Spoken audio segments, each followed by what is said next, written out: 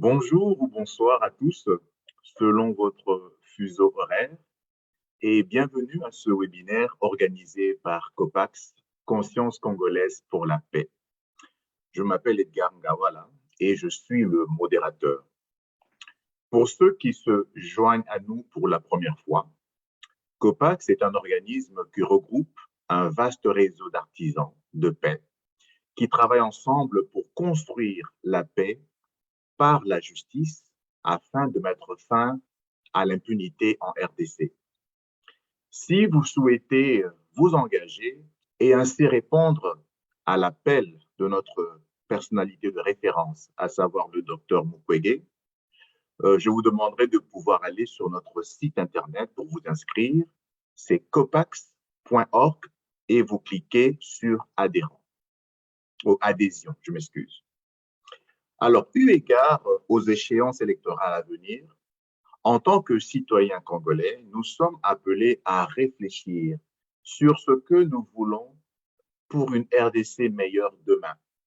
C'est ainsi que depuis un petit moment, nous organisons une série de webinaires où nous passons en revue les différents domaines de la société congolaise et bien entendu, nous apportons notre contribution sur ce qui devait être fait pour le prochain quinquennat et ce dans tous les domaines. Alors, pour aujourd'hui, nous allons aborder le thème élection 2023, une nouvelle constitution pour des institutions plus stables et performantes. Comme intervenant, nous allons avoir deux sommités intellectuelles. Nous avons le professeur Eugénie Kikango. Bonjour, professeur. Bonjour. Alors, Madame Kikango est docteur en droit constitutionnel et philosophie du droit. Elle est professeure à l'université de Mazenod Oblat de Marie-Immaculée à Kinshasa.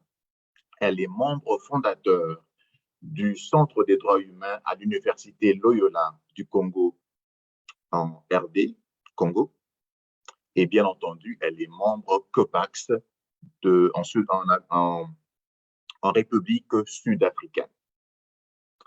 Alors, elle aura comme co-intervenant le professeur Alphonse Maindo. Bonjour, professeur.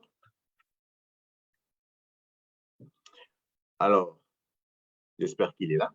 Donc, le professeur Maindo est docteur en sciences politiques, professeur des universités. Il enseigne notamment la science politique, les théories et doctrines politiques et sociales et les systèmes politiques comparés. Il est doyen honoraire de la faculté des sciences sociales, administratives et politiques de l'université de Kisangani. Il est directeur honoraire de l'Observatoire politique d'Afrique centrale à l'Université catholique de Yaoundé. Auteur de plusieurs publications, dont Voter en temps de guerre. Il est aussi, cela dit en passant, coprésident agissant de COPAX. Alors, pour aborder ce sujet, il faut quand même remarquer que depuis qu'on a émietté les provinces en République démocratique du Congo, notamment, nous avons quand même assisté à une vaste instabilité. Que de gouverneurs ont été démis de leurs fonctions et d'autres anomalies que nous avons remarquées. Certaines provinces en ont fait les frais. Je sais par exemple que le Sud Kivu a dû voir beaucoup de gouverneurs défiler lors des législatures précédentes, comme exemple. Alors, je vais donner la parole au professeur Eugénie Kikango, qui aura plus ou moins 20 minutes pour un peu nous éclairer sur la situation actuelle, sur ce que c'est une bonne constitution et qu'est-ce qui pourrait être fait. Professeur Kikango, je vous en prie, vous avez plus ou moins 20 minutes pour essayer de nous éclairer en la matière. Allez-y, s'il vous plaît, professeur. Merci beaucoup. Bonjour à tous ceux qui nous écoutent. Le sujet est une question, en fait. Est-ce que nous avons besoin d'une nouvelle constitution pour avoir des institutions plus stables et plus performantes? Alors, nous devons d'abord commencer par définir le terme constitution. Qu'est-ce qu'une constitution? Eh bien, on peut en donner plusieurs significations. D'un côté, le terme peut signifier les corps des lois, écrites ou non, qui régit l'exercice de l'autorité de l'État en particulier, mais aussi les relations entre les citoyens d'un pays et les organes de l'État. Mais de l'autre, la Constitution peut se référer à un document écrit qui contient la plupart des règles constitutionnelles, si pas tout. Alors, la Constitution a 3 points essentiels, je vais voir. Le premier point, c'est que la Constitution est la loi suprême qui donne le ton sur les normes sur lesquelles les détenteurs de l'autorité de l'État sont appelés à exercer le pouvoir public. Généralement, on dit que les institutions de l'État sont des êtres constitutionnels, c'est-à-dire qu'en dehors de la Constitution, ils n'ont pas de naissance, ils n'ont pas d'être. La Constitution est aussi conçue comme un organe ou un texte qui prescrit elle-même les limites qui sont imposées sur l'exercice de l'État. Nous pouvons le voir dans notre Constitution. Par exemple, les mandats du chef de l'État sont déjà prescrits dans la Constitution. Un mandat renouvelable une seule fois. Et qu'est-ce qu'une bonne constitution? Ça, c'est mon troisième point. Une bonne constitution doit aussi prescrire les sanctions qui doivent être imposées en cas de mauvais exercice du pouvoir. Et je crois que nous avons aussi ça. Nous avons dans notre Constitution des articles qui parlent de sanctions. Qu'est-ce qui peut arriver si, par exemple, un organe de l'État ne respecte pas la Constitution ou viole la Constitution ou viole les prescrits de la Constitution? Qu'est-ce qui peut arriver?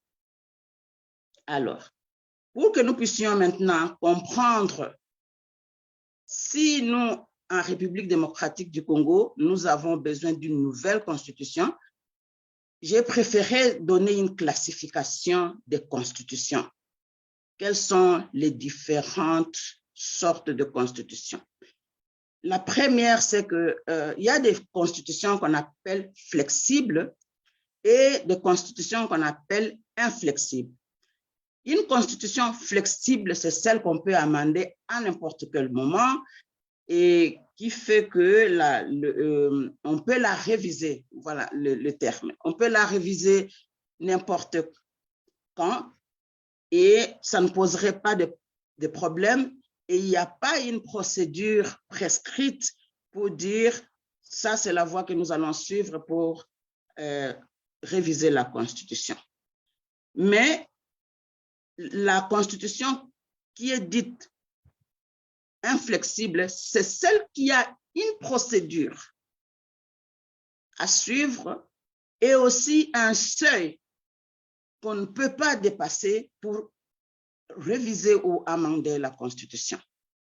Chez nous, dans notre Constitution, nous avons les articles 219 et 220 qui parlent de ce seuil-là. C'est, je crois, ce 3/5 du Parlement qui doit être réuni pour qu'on amende une constitution, pour qu'on révise une constitution. Alors, déjà là, nous pouvons voir que notre constitution, c'est une constitution inflexible. On ne peut pas l'amender n'importe comment. Et une constitution inflexible, ça donne aussi une garantie pour que n'importe qui ne vienne pas quand ça lui chante et demande qu'on révise la Constitution et qu'on la taille sur mesure. Alors, la deuxième catégorie des constitutions, ce sont les constitutions dites suprêmes et non suprêmes. Quand est-ce qu'une constitution est dite suprême? C'est quand les cours et tribunaux, en l'occurrence, la Cour constitutionnelle, ces cours et tribunaux ont le pouvoir de tester la constitutionnalité des lois promulguées par le Parlement pour juger si elles sont conformes avec les principes constitutionnels, notamment et surtout ceux des droits de l'homme. Dans la Constitution congolaise, cette prescrit est couché dans l'article 139. Et qu'est-ce qu'une constitution non suprême? Eh bien, c'est celle qui permet au Parlement de promulguer des lois, n'importe quelle loi, et pourvu que elle observe la procédure requise en la matière. La conclusion qui s'impose ici aussi, c'est que nous voyons que notre Constitution a été bien protégée, qu'on ne peut pas promulguer une loi sans qu'elle passe par la Cour constitutionnelle pour ce test de constitutionnalité. La troisième catégorie de constitutions, ce sont des constitutions, bon, j'avais déjà dit ça, écrites ou non écrites. On donnerait par exemple, la Grande-Bretagne n'a pas de constitution écrite. Sa constitution est non écrite. C'est-à-dire que maintenant, ils ont des principes sur lesquels ils se basent pour gérer la République. La quatrième catégorie, ce sont des constitutions qu'on appelle autochtones ou indigènes ou allochtones ou étrangères. Et ça, c'est très intéressant. Ça, c'est vraiment, moi, je pense que ça, c'est très intéressant pour nous. Pourquoi on doit avoir cette distinction-là? Vous savez qu'il y a des constitutions qui sont le fruit de longues discussions, de longues négociations où les gens doivent se rassembler et ils arrivent maintenant à écrire une constitution. Et pour que cette constitution-là passe, soit mise en application, elle doit passer en référendum, que tout le peuple doit se prononcer sur cette constitution-là. Je donnerai l'exemple de la constitution de l'Afrique du Sud et aussi de la constitution de la République démocratique du Congo. Nous savons qu'elle a été votée par référendum en 2006. Alors, maintenant, ça, c'est un problème de légitimité. Qu'une constitution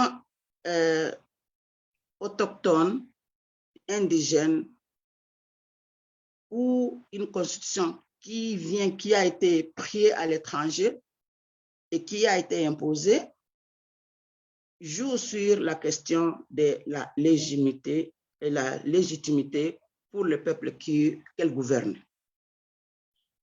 Et chez nous, cette souveraineté-là, elle est couchée dans l'article 5 de la Constitution, qui parle de la souveraineté de la République démocratique du Congo, appartient au peuple congolais. Alors, il est très difficile de trouver une constitution qui est totalement autochtone, car il y a des éléments qu'on emprunte aux constitutions des autres pays. Mais le plus important, c'est que cette constitution-là soit discutée entre les autochtones et qu'elle passe, ou du moins leurs représentants, mais avant son application, qu'elle soit mise à la disposition de la population et qu'elle passe par le référendum pour être acceptée. Alors, la plupart des constitutions africaines modernes sont basées sur les modèles de gouvernement des pouvoirs coloniaux. Je prends l'exemple de l'Afrique du Sud. Leur constitution devait prendre en compte toutes les races qui sont ici, Alors, et ils ont beaucoup pris sur les règles qui gouvernaient le pays à l'époque coloniale. Alors, dans cette catégorie, on trouve la constitution dite réactive. Donc, dans la catégorie des constitutions autochtones ou allochtones, on trouve des constitutions qu'on appelle des constitutions réactives. Ces constitutions ici tiennent compte de l'histoire. Et à partir de l'histoire particulière d'un pays, on écrit une constitution qui prend en compte l'expérience particulière de ces pays-là. Et je dirais que, je donne aussi l'exemple de la Constitution de l'Afrique du Sud, qui a pris en compte, pour mettre tout le monde ensemble, pour éviter les divisions raciales qui étaient en place pendant le temps de l'apartheid, on a écrit une constitution qui prend en compte toutes les races qui vivent ici. Chez nous, on dirait que la constitution devait prendre en compte toutes les tribus de la République démocratique du Congo, et je pense que notre préambule le dit si bien. Nous, peuple congolais, blablabla, vous pouvez lire ça dans le préambule. Puis, il y a celles qui cherchent à maintenir la continuité. Par exemple, si aujourd'hui nous décidons que nous allons avoir une constitution, une nouvelle constitution, eh bien, on ne va pas jeter l'ancienne, on ne va pas jeter l'eau du bain avec le bébé. On va quand même puiser certains éléments positifs et les insérer dans la nouvelle constitution. Et la troisième catégorie de ces constitutions autochtones ou allochtones, c'est des constitutions superposées. Ces constitutions-là, elles viennent, elles rasent tout, elles prennent, elles n'ont rien à voir avec l'histoire du pays. Alors, on va et on fait table rase de ce qui était avant. Alors, l'histoire du pays ne les concerne pas. Par exemple, dans notre cas, nous ne prendrions pas en compte la colonisation, nous ne prendrions pas en compte les règnes de toutes les dictatures qui nous ont dirigés. Nous dirons ça, on oublie, et bien on écrit une nouvelle constitution qui n'a rien à voir avec l'histoire de notre pays. Alors, la constitution de la République démocratique maintenant du Congo est-elle bonne pour nos institutions? Est-ce qu'elle est écrite de sorte que nos institutions puissent fonctionner proprement, qu'elles soient efficaces et performantes? Moi, je dirais oui. Pourquoi? Parce que la Constitution de la République démocratique du Congo peut être considérée comme une constitution autochtone. Ce sont les Congolais qui se sont réunis à Sun City et qui ont pris en compte l'histoire de notre pays, notre terrain, et ils ont décidé d'écrire cette constitution-là en tenant compte des éléments qui nous sont propres. Alors, quand ils ont fini, ils ne l'ont pas appliqué, ils l'ont soumis au référendum, comme j'ai dit plus haut. Donc, c'est une constitution tout à fait autochtone. Elle est aussi réactive et elle est suprême. Réactive, pourquoi? Parce qu'on a tenu compte de notre histoire. Elle est suprême parce qu'on ne peut pas l'amender comme on veut. L'article 218 le dit, comment on doit amender notre constitution. Ainsi expliqué, cette constitution contient toutes les normes et tous les principes pour le bon exercice du pouvoir public, la stabilité et le bon fonctionnement de nos institutions. Elle peut toutefois être révisée en ces articles qui posent un grand problème de souveraineté nationale et d'intégrité territoriale. Par exemple, l'article 217 qui dit que nous pouvons céder une partie de notre territoire national pour la cause africaine ou je ne sais pas. Donc, moi, je crois que notre constitution, elle peut effectivement gérer nos institutions efficiemment. Donc, pour conclure, je dirais que la constitution de la RDC est comme toute autre humaine, imparfaite et toujours à parfaire. Le problème ne réside pas dans le texte, mais dans son application. Les juristes congolais devaient faire un effort d'apprendre à interpréter.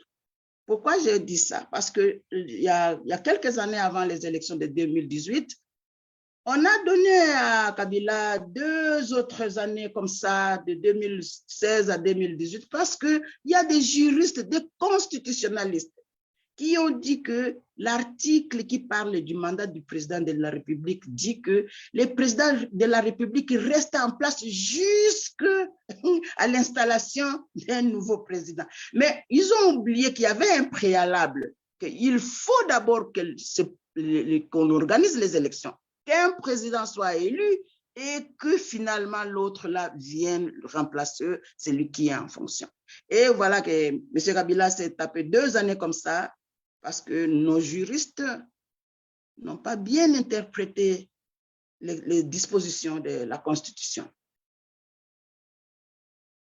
Alors, il y a quelque chose que nous ne devons pas oublier non plus. Nous, juristes, nous portons cette responsabilité-là, c'est que nous devons interpréter les dispositions de la Constitution sans peur, sans parti pris et en toute indépendance. Pourquoi je dis ça? Parce que pour que nous ayons de bonnes institutions, il faut que nos institutions soient aussi indépendantes. Vous voyez? Mais quand les institutions deviennent encapuchonnées par les politiciens qui sont au pouvoir, à ce moment-là, nous pouvons avoir la meilleure constitution du monde, mais nous n'aurons pas les institutions qui fonctionnent comme il faut. Alors, l'article 117, par exemple, brade notre souveraineté en tant que peuple et met à mal l'intégrité territoriale et l'intangibilité de nos frontières. Il est donc grand temps que nous puissions voir tous ces articles-là et nettoyer les textes de notre Constitution. Je prends un autre exemple. Par exemple, là où on parle de droits humains. Vous savez, ici en Afrique du Sud, c'est tout un chapitre. Hein?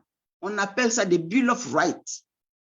Et c'est bien détaillé. Et on explique, quand on donne le cours de droits fondamentaux, on explique comment un juriste doit interpréter le Bill of Rights. Ce n'est pas fait chez nous. C'est un travail qui est resté incomplet. Et je crois que nous pouvons, au lieu de changer la Constitution, nous assurer que les dispositions de la Constitution sont bien expliquées et qu'elles sont bien interprétées par des juristes formés et que finalement, qu'on ait des sanctions pour ceux qui ne peuvent pas, que les cours, selon leur hiérarchie, puissent sanctionner des juristes qui ne savent pas comment interpréter les textes. Il est donc grand temps qu'il soit carrément, cet article-là, 2217, qui soit enlevé de notre Constitution, et d'autres articles aussi, on peut voir, mais ça, c'est un travail qu'on devrait donner aux juristes et aux politologues et à d'autres personnes qui étudient les lois, pour que nous puissions vraiment avoir une Constitution qui est nettoyée.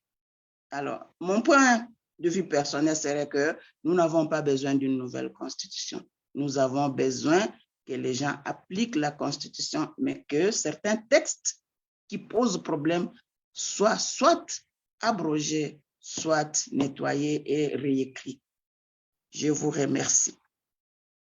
Merci, professeur Kikango. Donc, je vais un peu résumer votre propos. Donc, vous estimez que la Constitution congolaise est bonne, mais simplement, elle doit être améliorée. Pourquoi elle est bonne?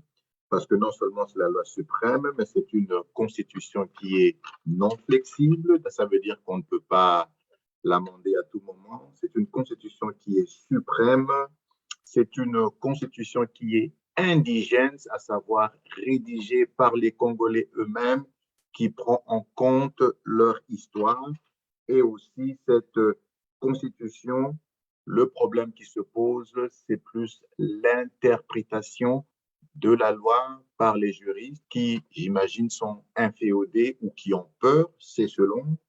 Il y a aussi la Constitution qui doit être améliorée, en ce compris le point qui brade notre souveraineté à des tiers ou à l'unité africaine lorsqu'il y a un besoin pressant. Merci. On va revenir principalement plus tard sur les questions relatives à l'actualité, sur ce que l'on vit de cette Constitution, que vous estimez bonne, mais que l'on peut améliorer comme toute œuvre humaine. Alors, vous avez abordé le problème sous l'angle d'un juriste. Le professeur Maindo, qui nous rejoint de Kisangani, j'imagine, va aborder le problème sous l'œil du politologue qu'il est. Professeur Maindo, rebonjour, est-ce qu'il est encore là? Je l'ai vu tout à l'heure. Professeur Maindo? Oui, je suis là, bonjour. Bonjour, alors je vous laisse un peu nous entretenir sur le sujet. Vous avez plus ou moins 20 minutes, vous pouvez y aller s'il vous plaît. Merci beaucoup, Edgar. Je profite aussi pour saluer Madame Eugénie et saluer également je salue aussi tous nos compatriotes qui sont avec nous en ce moment pour suivre participer à ces webinaires. Il y a un certain nombre d'éléments que je voulais évoquer dans mon introduction qui viennent d'être évoqués par notre collègue et notre compatriote Eugénie, donc je l'en remercie. Je ne vais pas revenir sur ça.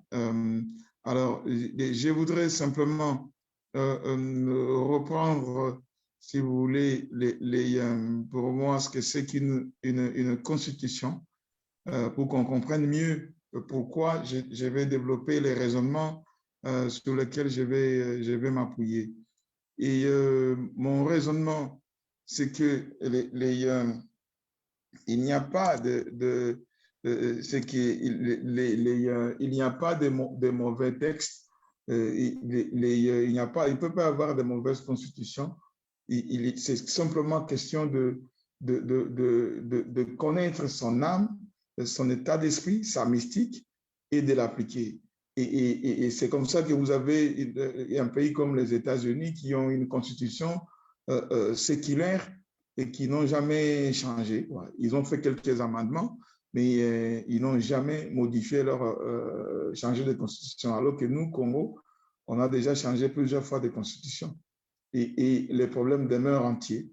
Et on croit qu'en multipliant des révisions constitutionnelles ou des changements de constitution, on va résoudre le problème, alors que le problème, il est ailleurs. Alors, c'est quoi une constitution pour moi?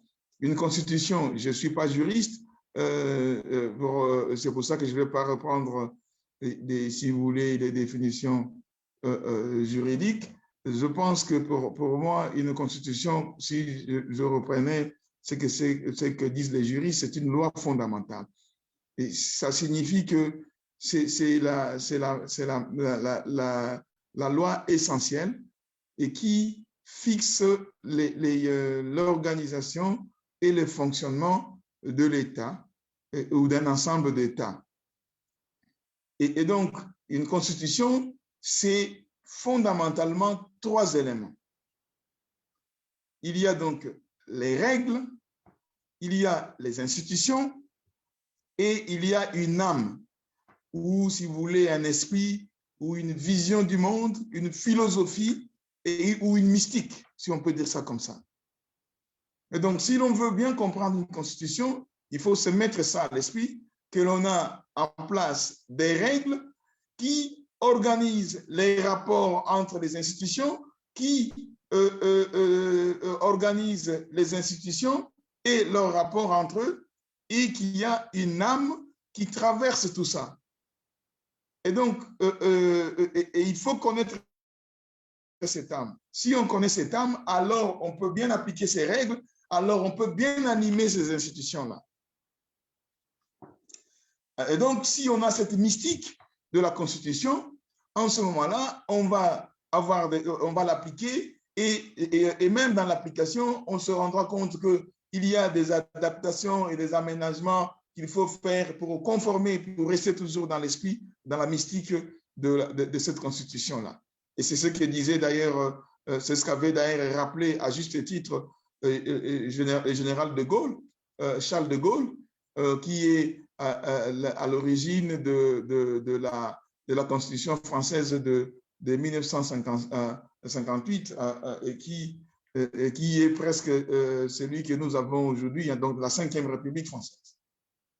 Alors, quelle est donc, si vous voulez, l'âme de notre Constitution? Peut-être qu'avant que je puisse évoquer l'âme de notre Constitution, je devrais donc dire que la source de la Constitution, c'est, on peut avoir deux types de sources de la Constitution. Il y a d'abord la primauté de la nation, et c'est ce que nombre de gens ont souligné, notamment Sieyès et d'autres, hein, même qui ont souligné pour dire que la nation, c'est, si vous voulez, c'est l'ensemble de gens qui ont donc, c'est une communauté de personnes, et cette communauté qui a donc une communauté culturelle, des langues et tout ça, et qui existe et qui nous dépasse. Il y a donc les morts, il y a donc les vivants et ceux qui vont venir. Et donc, le peuple d'aujourd'hui, ce n'est qu'une partie de la nation. Puisque la nation comprend bien les peuples d'hier et les peuples de demain.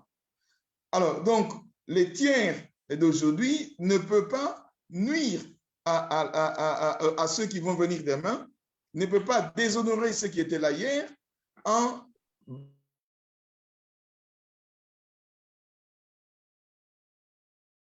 bafouant ou en manipulant la CFA, compromettrait l'avenir de la nation, et donc il romprait l'exéquilibre de la nation. C'est d'ailleurs ce qui fonde, si vous voulez, le contrôle de la constitutionnalité des lois. Pour dire que pourquoi un juge peut aller regarder s'il y a une loi qui a été votée par les élus du peuple est conforme à la Constitution ou pas. C'est parce que la Constitution est la source, a sa source dans la nation, et la nation donc nous transcende et nous dépasse. Donc une majorité, même écrasante, absolue, ne peut pas compromettre la nation pour défendre ses intérêts d'aujourd'hui. Et donc, la nation doit persévérer, la nation doit être éternelle.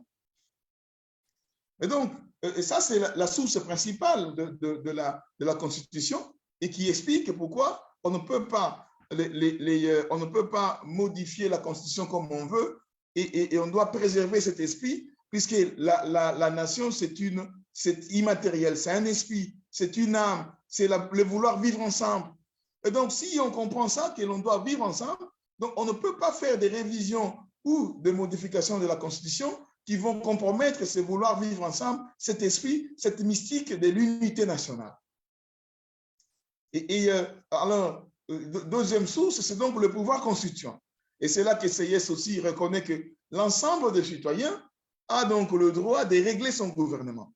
Et de ce fait, ils vont faire ensemble, ils vont se réunir, ils vont faire un référendum pour pouvoir faire cette constitution. Cette constitution doit donc prendre en compte les aspirations profondes donc du peuple.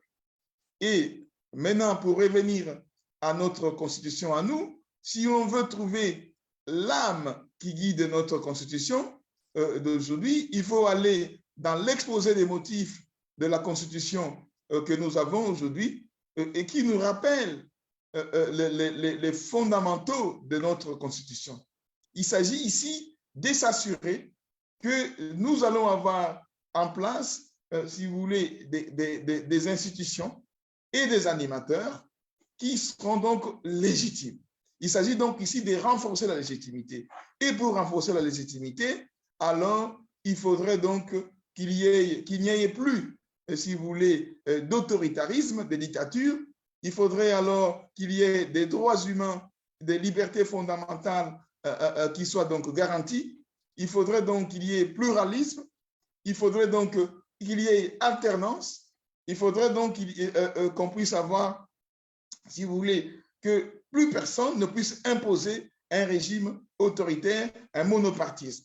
Et c'est pour ça que la Constitution va donc ériger ce type en haute trahison, le fait, par exemple, d'instituer les partis uniques dans les pays, tout ça, parce que ça fait partie des éléments qui font l'âme de notre Constitution. Et le préambule dit clairement, je cite, « Depuis son indépendance, le 30 juin 1960, la République démocratique du Congo est confrontée à des crises politiques récurrentes dont l'une des causes fondamentales est la contestation de la légitimité des institutions et de leurs animateurs. Et cette contestation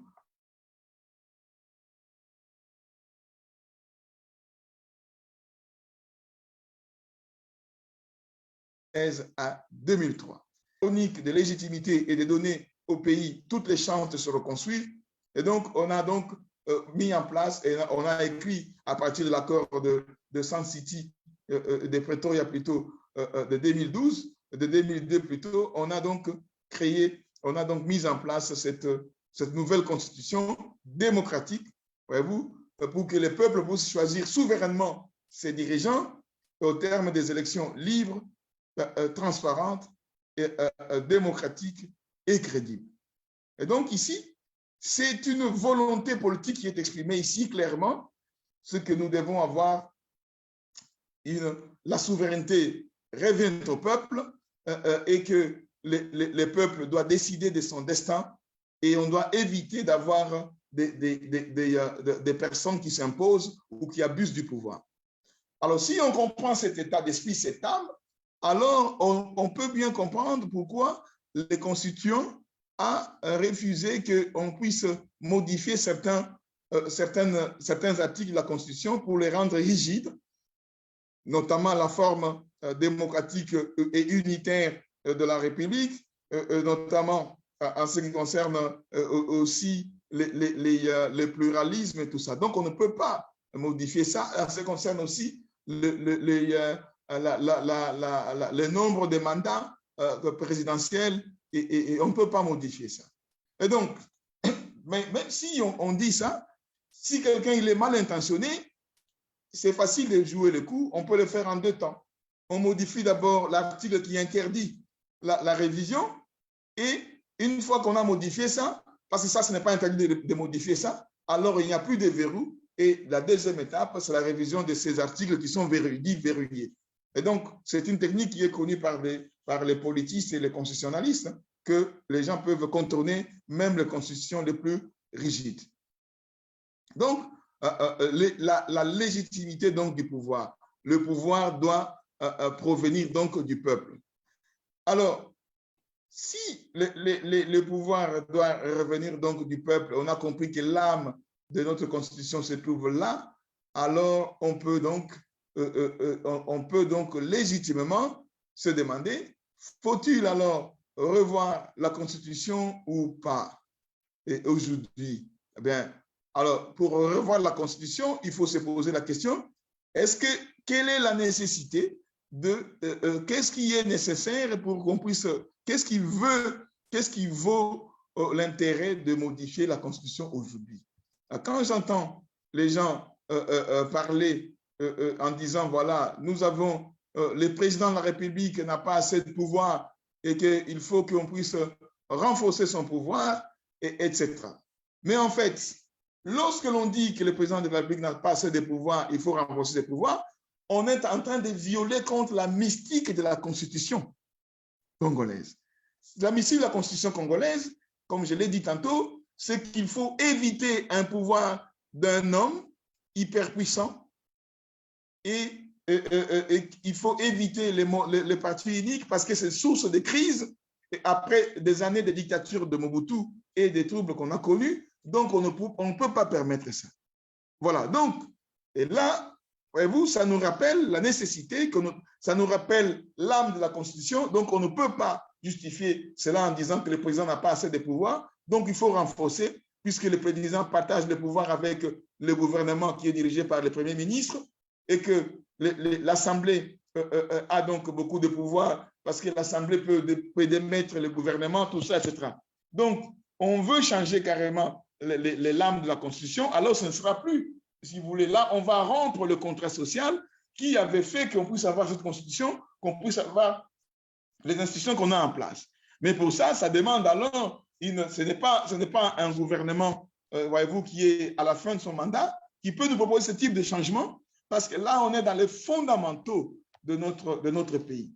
Alors, maintenant, on peut se demander, et l'autre élément qu'on veut évoquer ici pour la révision, on dit que la Constitution actuelle n'a pas permis de faire le développement parce qu'on a dans les provinces des crises partout.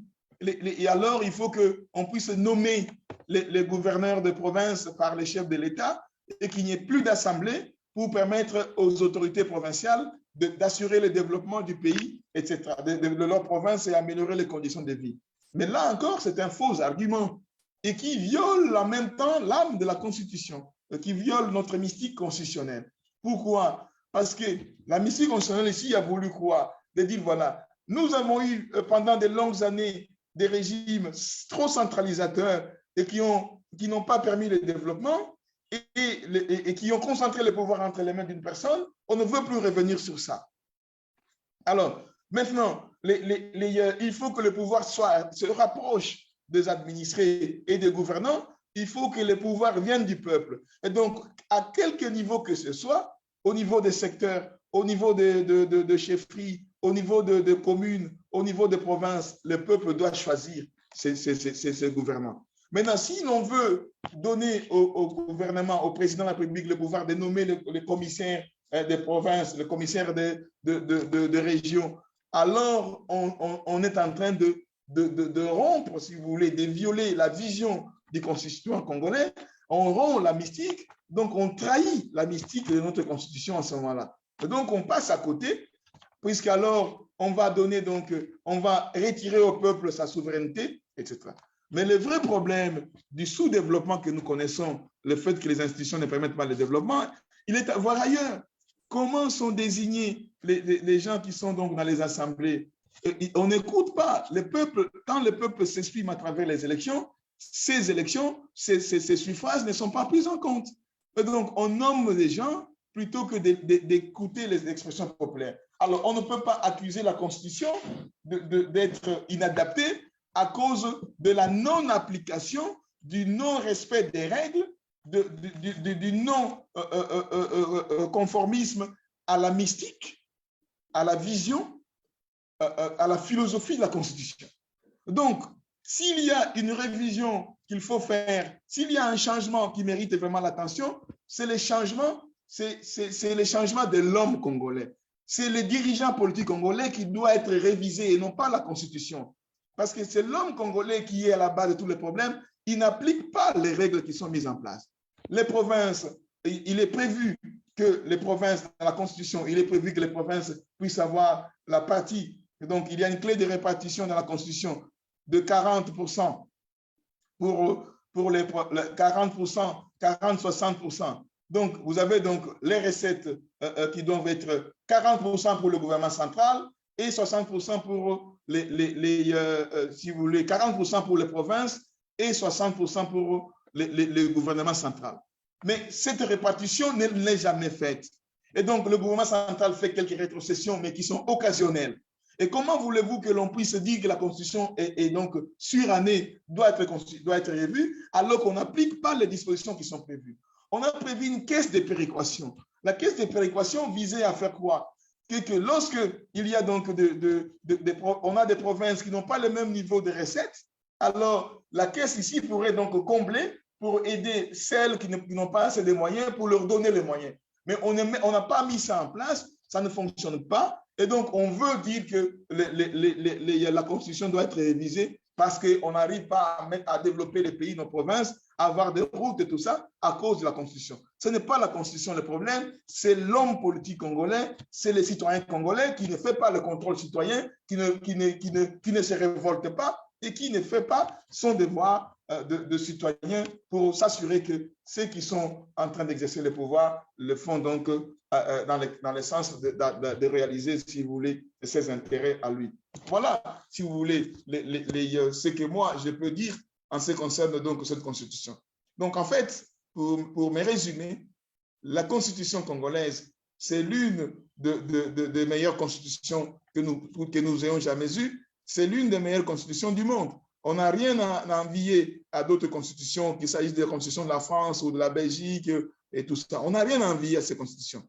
Ce que nous avons comme problème ici, c'est la mise en œuvre, c'est l'application de cette constitution, c'est la vie que l'on doit donner à cette constitution, ce que j'appelais ici l'âme de la constitution. L'âme, ça signifie, c'est animer, donner la vie. Et c'est là que nous avons un problème. Et je vais finir donc en vous donnant un exemple, parce que les gens croient que si on modifie la constitution, et donc ils vont avoir, les choses vont aller bien et tout ça. En 60, lorsque le Nigeria accède à l'indépendance, les Nigérians donc se sont dit, mais comment on fait pour qu'on devienne une grande puissance africaine et une grande puissance dans le monde? Alors ils se sont regardés, ils ont réfléchi, ils ont vu que les États-Unis d'Amérique étaient donc un modèle, un exemple à suivre. Et ils ont dit, voilà, si nous prenons la constitution américaine, eh bien, nous serons les États-Unis d'Amérique, nous serons comme les États-Unis d'Amérique, nous serons les États-Unis d'Afrique, nous serons donc une première puissance africaine et nous allons nous imposer comme sur le plan international. Et donc, ils ont simplement pris la constitution américaine et ils ont changé, là où c'était États-Unis d'Amérique, ils mettaient Nigeria. Nigeria. Et vous connaissez la suite, et vous connaissez l'état de choses. Il y a eu la guerre de Biafra, il y a eu sécession, il y a eu des troubles, des coups d'État et des dictatures, et plusieurs changements de constitution jusqu'à ces jours. Donc, le problème, ce n'est pas de changer les textes, c'est le problème c'est de connaître l'esprit et de vivre de cet esprit, de cette âme, de cette philosophie des textes. Et avec ça, on peut vivre. Il n'y a pas de mauvais textes, il n'y a pas de mauvaises lois, il n'y a que de mauvaises applications, il n'y a que de mauvaises personnes pour appliquer la Constitution. Et donc, et sur ça que l'on va faire. Et alors, tous ceux qui sont en train de prétendre modifier la Constitution, leur sous-entendu, qui ne veulent pas avouer, si vous voulez, de manière claire et nette, c'est simplement une volonté de consolidation et de récupération politique par un individu, au service du pouvoir d'État, au service d'un individu, d'un homme de son clan. Politique ou ethnique ou je ne sais pas quoi, mais en tout cas, c'est d'un homme, d'un clan, de ceux qui l'entourent avec lui. Et donc, ce n'est que ça qui les préoccupe, pour dire, voilà, comment nous pouvons garantir que nous sommes là pour longtemps. Et c'est pour ça qu'ils veulent modifier les règles pour les tailler sur mesure. Alors, moi, je voudrais dire à ceux qui sont tentés de modifier les règles pour les tailler sur mesure, c'est que c'est bon de faire une couture sur mesure. Quand vous allez chez votre tailleur pour faire une tenue sur mesure, hein, il ne faut pas grossir, il ne faut pas maigrir. Donc, parce que si vous maigrissez, ça devient trop grand pour vous. Et si vous grossissez, ça devient trop petit pour vous, donc ça sera pour quelqu'un d'autre. Voilà ce qu'il faut dire. Donc, je termine par là. Merci beaucoup et je suis à vous pour les questions. Merci, professeur Mayindo. J'aime bien votre conclusion. Je constate que vous et le professeur Kikambo, vous êtes d'accord que notre Constitution est bonne, mais c'est son application qui pose problème. Donc, je rappelle que vous dites que la Constitution est une loi fondamentale qui régit l'interaction dans un État ou entre plusieurs États.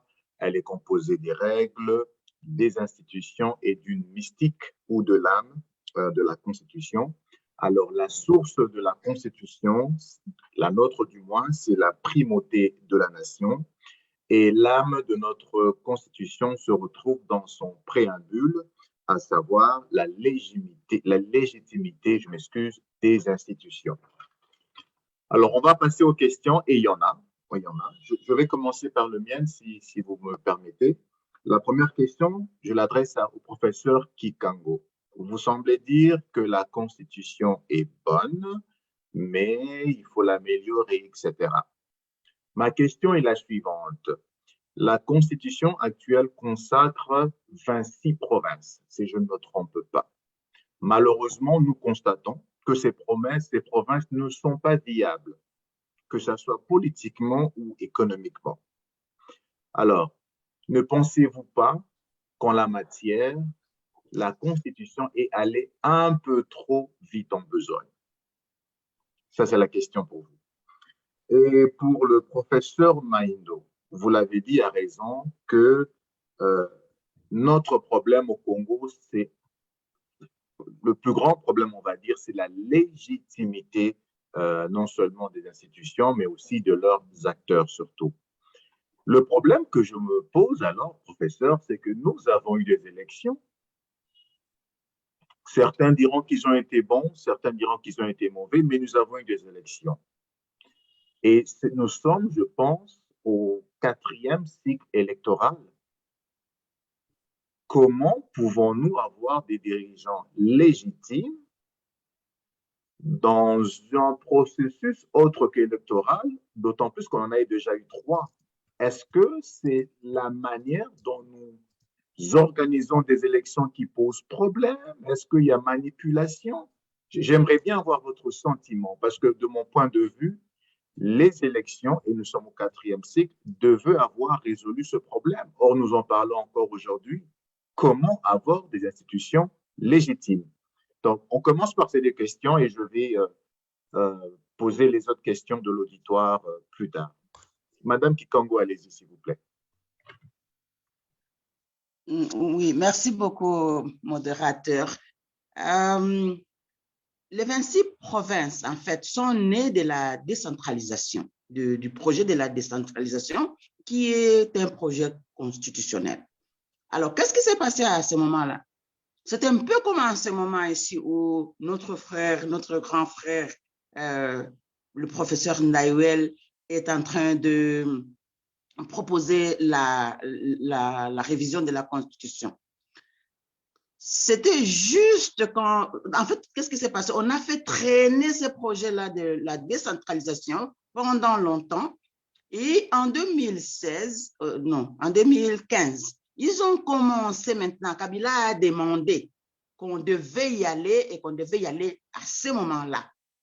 Pourtant, quand vous voyez le chronogramme, ça dit que c'était une année avant que lui quitte le pouvoir, la fin de son 2e mandat. Alors, ils sont tellement allés vite en besogne.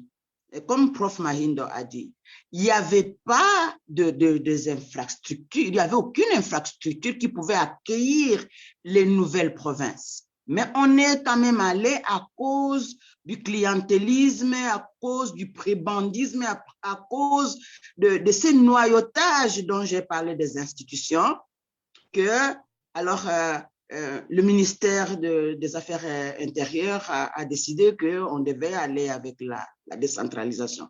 C'est comme ça que cette décentralisation bâclée ne pouvait pas marcher parce que ça, c'était un grand projet. C'était un projet onéreux et à l'époque, selon mes recherches, M. Kabila n'avait même pas de moyens pour décentraliser. Donc, voilà pourquoi aujourd'hui, cette décentralisation, moi personnellement, je considère qu'elle est mornée.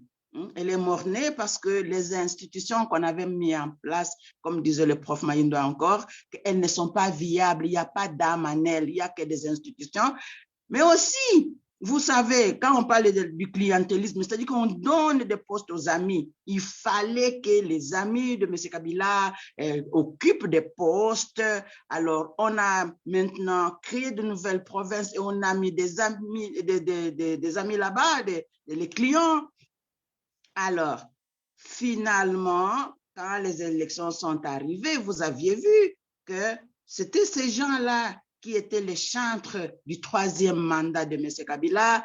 Et quand bien même on est passé à côté de ce troisième mandat, mais aux élections législatives, il avait ratissé large. C'était pas une décentralisation pour le compte de la République. C'était une décentralisation pour le compte de l'administration de l'époque.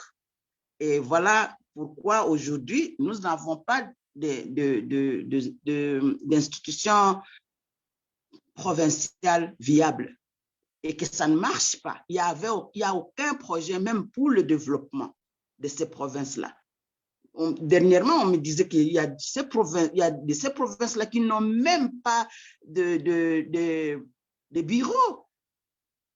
Ils n'ont rien construit. C'était un coup de tête parce que ça avait un objectif politique et électoraliste, si je dois dire. Alors, j'ai fait le pont. Nous devons justement éviter ces choses-là. Nous devons éviter ces coups de cœur, je dirais, comme qu'on doit prendre des décisions qu'on n'a pas mûries, dont on n'a pas les moyens et dont on n'a pas les personnels. Mais malheureusement, les personnels, ce sont les clients là qui font du djalelo. Et quand on met finalement la décentralisation, quand elle démarre, elle est déjà un mort-né. Ce n'était pas un projet qui avait été réfléchi. Merci. Professeur Maindo, votre question sur la légitimité des institutions et de ses acteurs après 3 cycles électoraux. Oui, bon, alors, d'abord, je vous remercie de la question, mais je voudrais ajouter un élément à ce que ma collègue vient de souligner tout à l'heure là. Je suis d'accord avec elle. Je voudrais ajouter un élément. C'est l'une des raisons pour laquelle moi, je n'avais pas voté pour la Constitution de 2006. C'est que pour moi, la manière dont on a fait le redécoupage territorial, c'était comme ce que les Européens avaient fait en 1885. Donc, on a taillé des coups de crayon et on n'a pas regardé, si vous voulez, quelle est la capacité d'intégration. On n'a pas fait un travail de réflexion pour voir homogénéité, intégration économique et sociale et tout ça. Si on avait fait ce travail, on serait rendu compte, par exemple, que ça, ce n'est pas viable, c'est juste une entité administrative. Donc, on aurait, par exemple, si je prends ici une partie de ce que je connais ici, je prends, par exemple, la Mongala et Bumba a des échanges énormes avec les territoires de Bassoko dans la Tchopo ici. Et il y a une continuité culturelle et en termes de représentation du monde, tout ça. Et donc, on aurait pu imaginer qu'on fasse une province avec ces gens-là, plutôt que d'aller prendre les gens là-bas de Bumba, on les met là-bas dans la Bongala, et les gens de Bassoko, on les met dans la Tchopo. Et on peut voir ça aussi dans les bases ouélées là-bas. Donc, il y avait ce travail qui aurait dû être fait, mais ça n'a pas été fait. On a juste taillé. Et voilà, on a dit, voilà, les districts deviennent des provinces. Et on devait faire l'évaluation également de l'expérience qui avait été faite avant le découpage parce que l'expérience avait commencé sous Mobutu. Et c'était prévu qu'on passe d'abord l'évaluation du Grand Kivu, qui avait été scindé en 3, le Maniema, le Sud et le Nord Kivu. Donc, on devait faire l'évaluation avant de l'étendre à l'ensemble du pays. Mais ce qu'on n'a jamais fait, alors on fait comme ça, comme Madame l'a dit, c'est des changements qu'on fait sur coup de tête parce qu'on veut régler des comptes à X, parce qu'on veut donner des avantages à Y, alors on fait des réformes et puis on se plaint que ça ne marche pas et on veut chaque fois changer. Mais ce n'est pas ça. Il faut d'abord réfléchir avant d'agir. On n'agit pas, il ne faut pas être comme un ministre belge qui disait « j'agis puis je réfléchis ». Non, j'ai réfléchi et puis donc j'agis.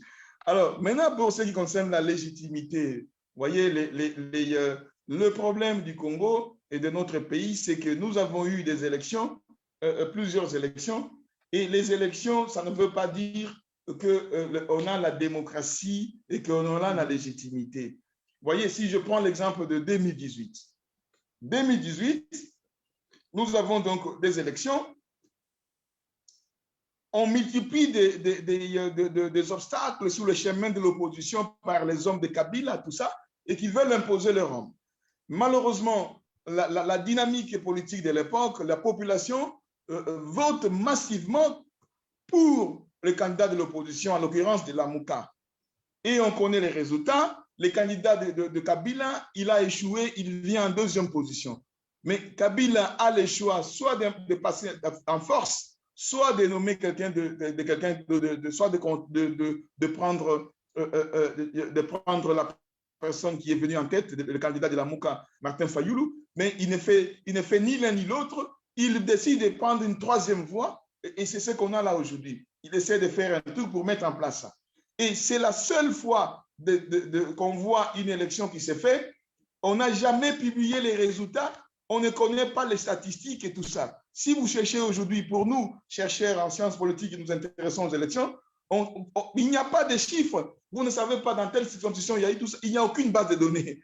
Ils n'ont jamais publié, contrairement aux activités suivantes, parce qu'on les a fabriqués après coup. Voyez-vous? Mais donc, ça ne peut pas justifier. On ne peut pas avoir de légitimité dans ce type de situation, d'où la crise qu'on a eue. On a entendu les cardinals parler le cardinal Mosengo parler de la vérité, ni conforme, tout ça. Il avait répété ce qu'il avait déjà dit avant, en 2011, pour l'élection, la réélection de Kabila, qui en 2011, on connaît Lunda, qui c'est Ngoïmou Lunda, comment il avait trafiqué les élections. Et on a vu comment on avait empilé les bulletins jetés comme ça, mais on a proclamé quelqu'un vainqueur. Mais sur base de quoi? Voyez-vous?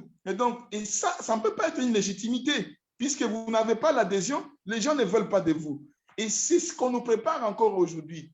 Et cela va amener quoi? Si on impose comme ça des gens qui ne sont pas élus, on nous nomme des députés, on nous nomme des députés provinciaux ou nationaux ou des conseillers municipaux. Alors, en ce moment-là, ça va créer des crises, les gens vont contester, et alors on va commencer à faire dialogue sur dialogue, dialogue sur dialogue, et puis essayer de se partager les gâteaux. Mais le pouvoir, ce n'est pas un gâteau à se partager. Le pouvoir, c'est une responsabilité pour transformer les conditions de vie de ses concitoyens, pour rendre son pays meilleur. C'est cela. Et c'est pour ça qu'on vous donne la confiance. Et je finirai par dire que il y a un indicateur important pour la légitimité qui est donc la confiance.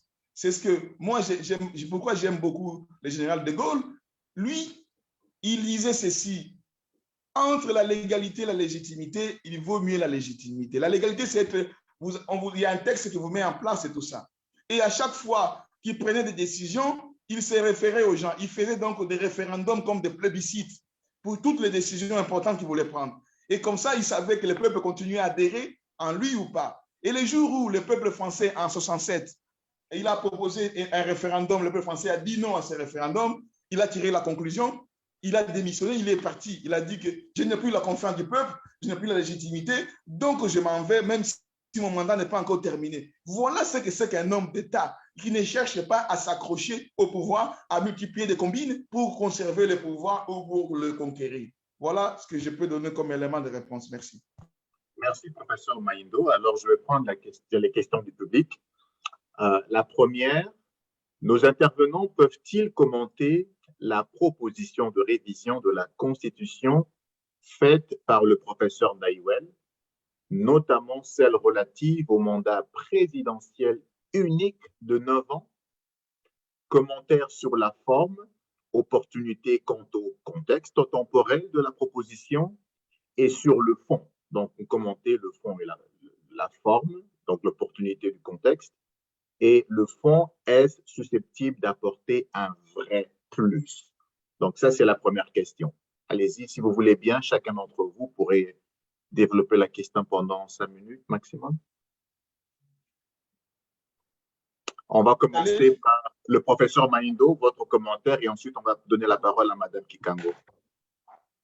Oui, voilà. D'abord, en ce qui concerne moi, je regrette beaucoup que nous puissions avoir des sommités scientifiques et en l'occurrence des historiens qui sont censés avoir la profondeur historique et de tirer des leçons pour l'avenir, et qu'à chaque fois, à une période cruciale de notre histoire, qu'il y ait un grand historien qui se compromette dans des considérations politiciennes et clientélistes. Et on a vu ça avec notre aîné Eli Kiambokolo. en 2018, comment il s'est vraiment fait avoir pour commencer à défendre des histoires impossibles. Et là, malheureusement, on a un autre grand historien, Isidore, qui est un ami personnel aussi d'ailleurs, et qui finalement vient de nous faire encore une claque, vraiment une honte pour sa discipline, qui est censé connaître les contextes. Parce que l'historien, c'est d'abord celui qui doit connaître les contextes et les opportunités pour expliquer les faits qui se sont passés, pour donner les causes profondes et immédiates et tout ça. Or là, aujourd'hui, nous proposer donc le contexte dans lequel il nous propose cela, c'est le contexte où on a déjà eu avant les profs Mbata et d'autres qui ont commencé à dire qu'il faut changer la Constitution pour donner le pouvoir à leur champion qui est là. Et donc, on est dans ce contexte-là. Nous sommes aussi fin mandat de quelqu'un et qu'on sait dans les conditions dans lesquelles il est arrivé et qui n'a pas réussi à faire déjà le travail qu'on attendait de lui pendant 5 ans, qui a toujours accusé les autres et tout. Et c'est le syndrome d'Adam et Ève. Et donc, on est, si vous voulez, dans une situation où on veut donner du pouvoir à quelqu'un. Alors, on s'est dit, si on révise la Constitution, puisqu'on nous avait déjà dit, on est là, c'est pour toujours, on n'est pas là pour partir. Et donc, on veut réviser la Constitution en ce moment pour faire quoi? Pour dire, voilà, c'est table rase, donc il y a une nouvelle Constitution, quelqu'un il va se faire élire là, prochainement, là, il a 5 ans, et puis, une nouvelle Constitution, il va se réélire une nouvelle fois, parce qu'il y a une nouvelle Constitution pour 9 ans, et ça fera donc 5 plus 10, 19 ans, il dépassera alors celui qui l'a remplacé, puisqu'ils ont dit on doit le dépasser. Donc, on doit dépasser Kabila qui a fait 18, et donc nous, on doit faire 19. Et donc, vous voyez les chiffres, comment ça joue. Alors, on essaie de maquiller ça sur un pseudo-scientifisme et tout ça. Et donc, sous le fond, en quoi un président peut faire 9 ans pour pouvoir changer les choses s'il ne peut pas les faire en 2 fois 5?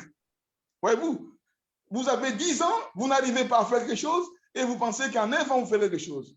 Bon, non, écoutez, si c'était le cas, Kabila et Joseph feraient beaucoup mieux. Mobutu ferait encore davantage mieux puisqu'il avait fait 32 ans. Ce n'est pas la quantité, la durée qui fait les changements, mais c'est la volonté de changer tout ça. On a vu des pays qui ont fait, des gens qui ont pris des mandats courts et qui ont fait ça. Aux États-Unis, les gens n'ont que 4 ans, renouvelables une seule fois. Mais vous regardez comment ils font pour faire fonctionner leur pays. Mais c'est formidable. Donc, ce n'est pas la durée. Si on a mis cette durée, c'est parce qu'on veut que les gens ne puissent pas abuser. Puisque quand vous faites trop longtemps au pouvoir, vous n'arrivez plus à innover, vous n'avez plus de défis. Et donc, le fait de mettre des mandats courts, renouvelables une fois ou plusieurs fois, c'est pour que vous puissiez toujours être sur les défis pour dire, voilà, je dois prouver, je dois faire des preuves pour qu'on puisse me réélire, me reconduire. Donc, le fond, pour moi, il n'est pas fondé. Et la forme, véritablement, le moment est très, très, très mal choisi pour un régime, pour un système qui n'a pas fait ses preuves. Et c'est justement des gens, des troubadours comme ça, qui favorisent donc la crise, qui crée la crise de légitimité dans les pays. Et donc, voyez-vous, on dit qu'il ne faut jamais entreprendre une grande réforme, in tempore suspecto. En temps suspect, c'est une période de suspect. C'est qu'on a ici, période suspecte. Voilà, merci. Merci, professeur. Professeur Kikango, votre point de vue sur cette proposition du professeur Ndaïwé? OK. Nous avons déjà dit que la Constitution, puisqu'elle est le résultat d'un long processus de négociation entre différentes parties de la société, que cette Constitution-là devient l'incarnation des valeurs sociétales et des principes que tous les citoyens doivent respecter et protéger. Alors, je vais d'abord dire quelque chose qui est dans notre Constitution. Je ne me rappelle plus de l'article, mais il y a l'article qui propose la révision de la Constitution, dit que, d'ailleurs, donne les catégories de personnes qui sont censées proposer ces amendement-là ou cette révision-là. Le professeur Ndawel, il ne tombe pas dans cette catégorie-là. On peut le mettre de côté. Ça, c'est du clientélisme simplement. C'est notre aîné vraiment. Moi, je me sens mal à l'aise de parler de lui en ce thème parce que j'avais beaucoup de respect pour lui à l'époque de notre feu cardinal Monsengo. Ils ont fait un grand travail pour démanteler le système Kabila. Alors, je ne comprends pas ce qui s'est passé. Mais je comprends la part du pouvoir, je comprends la force que le clientélisme a dans le système politique de chez nous. Je comprends la force de l'argent. Je vais dire ça. Donc, il y a les 3 C là, la corruption, le clientélisme et, en fait, je dirais même la concupiscence parce que les gens ne se prennent plus au sérieux. Il n'est pas dans la catégorie des gens qui doivent proposer la révision de la Constitution. Ceci dit, si les intellectuels congolais ne peuvent pas protéger les lois de notre pays, qui le ferait? Qui le ferait? Alors, moi, je crois qu'il y a cette histoire-là du clientélisme, hein, et puis ils sont un peu encapuchonnés. Quand le cardinal Monsengo disait que c'était aussi le goût effréné du luxe. Alors, quand on a déjà goûté au gâteau, le sucre là, c'est additif. Alors, je ne pense pas, d'abord, le fond, lui, c'est zéro. Parce que nous ne sommes pas, maintenant nous sommes en train de parler élection. Nous ne pouvons plus nous mettre à discuter de la révision de la Constitution. Prof Mahindo a déjà parlé de ce que ça serait. 5 ans plus 9 ans, ça te fait 14 ans. Et bien, après, là, tu as le bout du pouvoir. Qu'est-ce qui va arrêter maintenant la machine de dire, maintenant, on abroge cet article-là, il n'y a plus de mandat, alors on fait comme ailleurs, là, quoi. Chez nos voisins, c'est 35 ans maintenant, n'est-ce pas, ad mortem. Jusqu'à votre mort, j'allais leur rester là-bas, vous nous faites du bien. Mais ce n'est pas ça. Moi, je pense que nous devons éviter vraiment les pièges du clientélisme. Nous devons l'éviter de toutes nos forces. Et ça, c'est aussi une forme de corruption intellectuelle. Donc, sur tous les plans, je ne pense pas que la proposition de prof est bienvenue. Que ce soit sur les fonds, que ce soit sur le temps qu'il a choisi de proposer cette histoire, et même sur ce qu'on appelle en latin les locus standing. Il n'a pas les locus standing. Il peut pas proposer là. Déjà, il devait le savoir. Il ne peut pas proposer la révision d'une constitution. Il n'en a pas le pouvoir. Voilà, tout ce que je peux dire. Merci, professeur. Alors, une question qui vous est destinée, professeur Kikango. Il semblerait que la constitution sud-africaine soit mieux appliquée et respectée par la classe politique sud-africaine, comparativement au comportement de la classe politique congolaise. Qu'est-ce qui caractérise la classe politique sud-africaine qui pourrait expliquer la chose? Et j'ajoute comment transposer ce respect en RDC. OK, merci. Je crois qu'il y a quelque chose que les anglophones ont, que nous, on n'a pas. Le sens de l'histoire. Nous, je ne sais pas qu'est-ce qui s'est passé avec nous au Congo, Kinshasa particulièrement, que nous vivons au jour le jour, comme il y a quelques temps là, on disait on vit au taux du jour. C'est-à-dire que nous n'apprenons pas de notre histoire. Nous n'apprenons pas de ce qui nous était arrivé il y a 2 ans, il y a 3 ans, il y a 10 ans, il y a 30 ans. Et c'est pour ça d'ailleurs que vous verrez que des gens vont pleurer l'époque de Mobutu, pleurer l'époque de Kabila. Maintenant, les gens pleurent Kabila parce que nous n'avons pas le sens de l'histoire. Et les Sud-Africains, ils ont le sens de l'histoire. Ils ont souffert pendant l'apartheid et ils ont juré que ça ne peut plus jamais se répéter. Et leur force vient du fait qu'ils sont en communion avec leur peuple. Ça, c'est la première chose. ils sont en communion avec leur peuple, ils étaient là quand leur peuple souffrait. La deuxième chose, les Sud-Africains ne mettent pas... quand vous ne travaillez pas pour la population, on vous fait partir. Depuis que nous sommes ici, depuis que le président Mandela a pris le pouvoir, lui, il avait décidé, il va faire seulement ses 5 ans, il part. Mais depuis ce temps-là, nous avons déjà eu 2 présidents qui n'ont pas pu terminer leur mandat. Ils sont partis, on a dit non, non, non, non, le travail que vous faites là, ce n'est pas pour le bien de notre population et le bien de notre pays. On a fait partie 2 présidents qui n'ont pas terminé des mandats. C'est vrai qu'ils ont tous ces problèmes dont nous parlons ici, la consolidation du pouvoir, le clientélisme, la corruption, toutes ces choses-là. Mais quand il s'agit de l'État, de leur pays, du bien-être, ils répondent présent. Le troisième principe qui caractérise les Sud-Africains, c'est le respect de leurs lois. Ils sont très jaloux de leurs lois, ils sont très jaloux de la protection des acquis de leur indépendance. Et nous n'avons pas capitalisé sur ça. Nous, c'est l'homme du moment.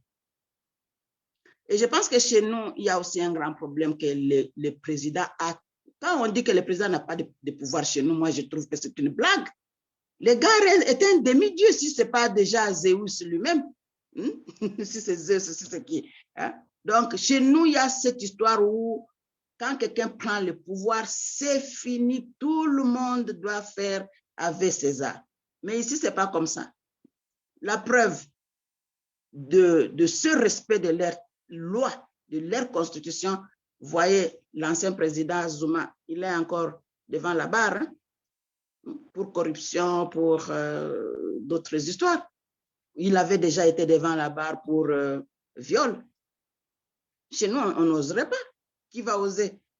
Alors, moi, je pense qu'il y a ce courage, cet amour, ce patriotisme, l'amour patriotique que nous, on n'a pas, que nos dirigeants n'ont pas. Et le dernier élément, je crois que nous aussi, c'est parce que franchement, on doit se le dire, on doit se regarder dans les yeux et se le dire, nous n'avons jamais eu un président qui a vraiment étudié, qui connaît comment le monde fonctionne. On nous a toujours parachuté des gens et on s'en accommode. Et notre peuple, nous ne l'avons pas préparé à défendre ses propres droits. Nous ne préparons pas le peuple. La preuve, c'est ce que nous sommes en train de vivre maintenant. Prof Mayindo a parlé de la victoire du candidat de la MOCA. Combien de gens sont sortis dans la rue? Pas beaucoup. Par exemple, maintenant, il y a eu des tueries à Goma. Combien de leaders politiques ont organisé une marche pour dire ça, ça suffit? Mais ici, ça ne passerait pas. Donc, moi, je crois qu'il y a quelque chose que nous devons apprendre, c'est ça. C'est d'abord l'amour du pays, nous rappeler notre histoire et respecter nos lois et les protéger. Pas seulement les respecter, mais les protéger. Parce que si nous faisons ça, à ce moment-là, les autres nations aussi vont nous respecter. Mais nous pouvons être là. Il y a beaucoup d'exemples.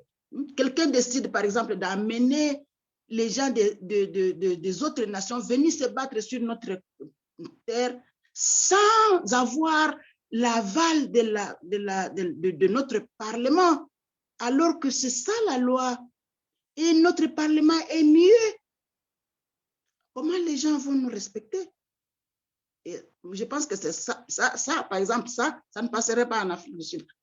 Le président Cyril ne peut pas décider seul. Jamais. Il ne peut pas. Alors, je crois que nous devons respecter notre peuple assez, respecter nos lois assez, et je crois que, et les protéger. Protéger notre peuple, protéger nos lois, et apprendre de notre histoire. Je crois que c'est ça que les Sud-Africains ont vraiment, comme on dit, c'est achieved. Donc, ils ont vraiment réussi là-bas. Merci, professeur. Donc, je vois une main levée. Jackie, si tu veux bien poser ta question. Oui, merci Edgar. Je voudrais remercier les 2 intervenants pour leur exposé pertinent et très intéressant. Ma question, en fait, elle est dans la même veine que celle qui a été posée au prof Kekango. C'est concernant justement l'homme. Je l'adresse au professeur Maindo, qui, lui, a vraiment spécifiquement fustigé l'homme congolais, l'homme politique, qui, en fait, n'arrive pas à faire enclencher les mécanismes de contrôle nécessaires qui sont inclus dans la Constitution, et aussi le citoyen congolais qui n'arrive pas à se révolter. Alors, professeur, est-ce que, selon vous, comment faire changer l'homme congolais? Parce que je pense que l'homme est au centre du développement et il est important que l'on change ce paradigme pour pouvoir penser à développer le Congo. Est-ce que vous avez des pistes de solutions pour résoudre ce problème? Jackie, donc tu poses la question que j'allais poser et je l'adresserai aussi au professeur Kekango, la juriste qu'elle est. Comment peut-on forcer, on va dire, l'homme congolais à changer? Donc, le professeur Maindo peut commencer et Madame Kekango pourrait terminer. Professeur, allez-y. Oui, bon, ça c'est une grande question que je me suis posée moi-même à plusieurs reprises. Et j'ai eu à des moments d'illusion en me disant, oui, on peut y arriver, tout ça. Et on peut avoir ça. Quand je vois aussi qu'on a eu dans l'histoire du pays, il y a des moments où il y a eu des révoltes dans ces pays et qui ont transformé les choses. Je me souviens, dans l'histoire récente ici, il y a eu lorsque Mutebouzi avait pris la ville de Bukavu avec ses hommes et chassant donc les forces armées loyales de la ville avec le général Mbouza Mabé, ils avaient été exfiltrés, disons, de la ville. Avec l'appui du Rwanda, donc Mutebouzi prend la ville. Et il y a eu un mouvement de solidarité et de révolte populaire, commençant par les jeunes gens, les étudiants, partout dans les pays, Kisangani, Goma, Kinshasa. Les étudiants ont commencé à manifester et ils ont mis la pression sur les autorités politiques et sur les institutions internationales qui étaient là à l'époque, MONUC et tout.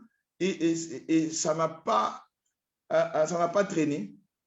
À l'époque, celui qu'on appelait affectueusement Coco Swing, il a fait les démarches nécessaires auprès du Rwanda, utilisant son influence auprès des autorités américaines. Et le Rwanda avait donc décidé de retirer ses troupes et d'exfiltrer Mutebouzi, qui depuis, on n'entend plus parler de lui, est retourné au Rwanda. Donc, vous voyez, c'est ce type de... Je me dis parfois, oui, c'est possible que les gens puissent se soulever. Et donc, il faut qu'il y ait... Mais pour que les gens se soulèvent, il faut qu'il y ait, si vous voulez, il faut qu'il y ait soit un catalyseur, mais avant qu'on puisse avoir un catalyseur et quelqu'un, un leader, ça peut être un leader qui a une aura, qui va avoir le courage d'appeler les gens et qui est écouté, il va appeler les gens vont suivre, mais il faut qu'il y ait aussi une espèce de préchauffage. Il faut chauffer les esprits à blanc. Voyez-vous, pour leur montrer, pour construire une image de la réalité telle que c'est une réalité qui n'est pas acceptable, qui est inadmissible, et donc on ne peut pas continuer à endurer ça, il faut changer. Et deuxièmement, une fois qu'on a dit ça, et on martèle, on répète que c'est une situation qui est inadmissible et tout ça, et qu'on dise, voilà, c'est possible d'avoir une situation différente. Et donc, on répète ça, on martèle, et on dit, voilà, c'est possible donc de changer ça. Alors, à ce moment-là, les gens peuvent, dès qu'il y a un catalyseur ou il y a un incident, et ça peut provoquer pour le départ des gens qui se soulèvent. Et donc, mais c'est un travail de longue haleine. Mais parce que ce travail, c'est un travail de longue haleine. Pourquoi? Parce que nous avons donc ici, dans ces pays, une culture de gens qui fait que les gens s'identifient aux leaders en fonction de leur appartenance ethnique et tout ça. Et donc, pour eux, quand il y a un de leurs qui se trouve au pouvoir, les gens vont dire, voilà, un de nôtres est là-bas, c'est notre tour. Et donc, ça réduit la marge de manœuvre. Alors, c'est pour ça que vous voyez que la plupart des dirigeants, lorsqu'ils font des nominations, ils font en sorte d'avoir des leaders de différents endroits pour leur donner des postes juteux, soit au gouvernement, soit dans les entreprises et tout ça, pour que ces gens-là puissent être là comme ceux qui vont, si vous voulez, éteindre le feu qui couvre. Et ensuite, un autre élément qui joue en notre défaveur, c'est justement la paupérisation ou même la clochardisation de notre peuple. Voyez-vous, notre peuple est devenu tellement malheureux, n'a pas vie au jour le jour, peut-être même parfois seconde après seconde, parce que chaque minute compte pour gagner quelque chose à manger, tout ça. Et de ce fait, mobiliser les gens pour aller manifester, occuper la place publique pendant des jours et des jours, et c'est difficile parce que les gens, le ventre n'attend pas. On ne mange pas la mobilisation, on ne mange pas la démocratie, on ne mange pas la liberté. Et donc, du coup, ça décourage. Et ça, c'était un de nos plus grands adversaires dans ce pays pour mobiliser donc, la population à arriver à faire changer. Alors, mais voyez-vous, également, notre système éducatif. Et nous, les enseignants, avec aussi les églises, avec les parents, nous sommes des clercs. Nous avons un rôle important à jouer pour apprendre de nouvelles manières de voir les choses, pour apprendre aux gens à pouvoir se révolter, tout ça, etc.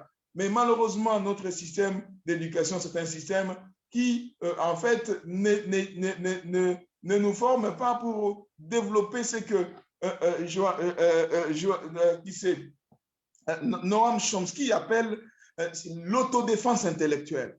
Voyez-vous, pour qu'on ait cet esprit critique, à chaque fois qu'il y a quelque chose, qu'on puisse se poser la question, on veut vous endoctriner pour vous emballer, vous êtes mon frère, vous êtes ceci, tout ça, on va vous donner un poste, on puisse se questionner et dire non, je ne suis pas tout ça. Donc, c'est l'autodéfense intellectuelle. Malheureusement, notre système éducatif, ce n'est pas ça, c'est simplement la reproduction des connaissances. Et donc, on répète des connaissances bêtes, donc on ne développe pas cette capacité de réflexion critique pour tout ce qui se passe dans notre vie. Et ça ne nous facilite pas le travail. Nous avons une grande responsabilité, je l'admets, en tant que professeur depuis de longues années. Et on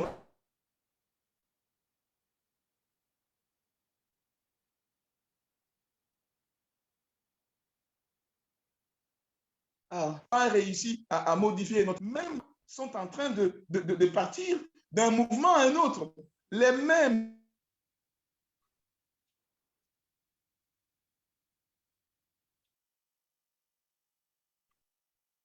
il peut perdre, récupérer une enveloppe, l'après-midi pour aller chanter pour lui des pièces pour récupérer des enveloppes. Et c'est cela en réalité. Malheureusement, comme disait notre personnalité de référence, chaque Congolais aujourd'hui, ou en tout cas presque tous, a un prix. Qu'on soit évêque, cardinal, professeur d'université, tout ça a un prix. Il suffit qu'on paye ce prix-là, vous vous inclinez et vous passez. Merci. Merci. Professeur Kitango, votre avis sur comment changer l'homme congolais? Alors, bon, pour changer l'homme congolais, je l'ai dit un peu in fine dans ce que je disais, pour changer l'homme congolais, il faut une véritable révolution dans la manière de procéder. Déjà dans nos familles, qu'on commence à faire une éducation qui permette aux gens de ne pas se soumettre. Voyez-vous, apprendre aux gens la culture de l'insoumission, de l'indocilité, de l'autocritique, de l'autodéfense. Voyez-vous, mais ce qu'on nous apprend dans nos familles, dans nos églises et dans nos écoles, c'est de dire, voilà, c'est la soumission volontaire. Et voyez, il y a même des adages comme ça pour dire, moi, Naboto, c'est à la Kanzalate. Et donc, on va vous dire ce genre de choses. Donc, tout ce qu'on vous dit, vous devez gober parce que comme ça, vous n'allez pas manquer de quoi manger. Alors, du coup, on est, si vous voulez, socialisé de cette manière Et on ne peut pas se révolter. Il a dit, donc il faut casser ça. Et donc, le nouveau paradigme à mettre en place pour changer l'homme congolais, c'est d'apprendre aux gens, si vous voulez, une école, qu'on puisse avoir une famille, une école ou des églises qui socialisent pour l'indocilité, pour l'insoumission, pour l'esprit critique, l'autodéfense intellectuelle, comme dirait notre ami Noam Chomsky. Merci. Professeur Kikango, est-ce que la loi ne pourrait pas forcer l'homme congolais à changer? Ok, je vais commencer par ce que disait le vieux Gizenga, que le poisson commence à pourrir par la tête, n'est-ce pas? Donc, moi, je crois que je vais juste compléter ce que le prof a dit. Il y a toute une dynamique chez nous qui fait que nous n'avons pas de vrais leaders. Alors, quand je dis que le poisson commence à pourrir par la tête, je prends un exemple l'exemple de la corruption, par exemple. Pourquoi la corruption est devenue, je dirais, endémique chez nous? Parce qu'elle a commencé par être systémique. Donc, le système a mis en place un système de corruption tel que, d'abord, on vous appauvrit, votre salaire ne peut pas nouer les deux bouts. Alors, maintenant, on vous donne un poste et quand vous commencez à voler, on ne peut pas vous amener devant la justice, on ne peut pas vous corriger, on ne peut pas vous punir. Alors, qu'est-ce qui se passe? Parce que maintenant, vous êtes dressé comme un chien parce qu'on ne vous a pas puni, vous devez l'allégeance à celui qui vous a mis là-bas. Et ça, c'est un grand problème de leadership. Nous avons, même quand je parle avec certaines personnes de nationalité qui ne sont pas congolais, qui ne sont pas congolaises plutôt, on ressort ça. Nous n'avons pas de leaders qui viennent au pouvoir à tous les niveaux. Hein. Bon, on va pas dire que c'est seulement les gars qui est au palais du peuple, mais le leadership en lui-même, vous pouvez voir même dans nos partis politiques. Est-ce que nous avons un système de rotation du pouvoir dans les partis politiques au Congo? Il n'y en a pas. Tous les autres qui sont là-bas, ils sont aussi domestiqués. Vous allez parler comme le chef, vous allez dire, vous mettre toujours du côté de l'opinion du chef. Et ça, c'est un grand problème pour changer les gens quand ils ont faim, quand ils n'ont pas de soins médicaux, quand ils dépendent de l'individu qui les nourrit, comme a dit le prof. Le deuxième problème, je pense qu'il y a la fibre de la division. Nous commençons avec la division intellectuelle. Et puis, après, nous descendons avec la division provinciale. Et puis, vous descendez au niveau des tribus. Et puis, même dans les tribus, là, vous avez des familles.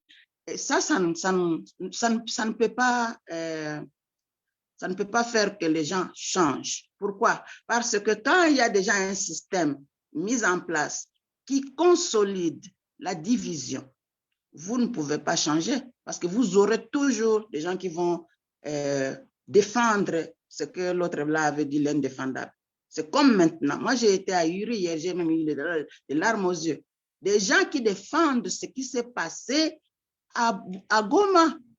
Je me suis dit, mais je n'avais jamais pensé qu'un Congolais serait content qu'on en ait tué un autre, simplement parce qu'il n'est pas de ma tribu ou simplement parce qu'il n'est pas de ma région.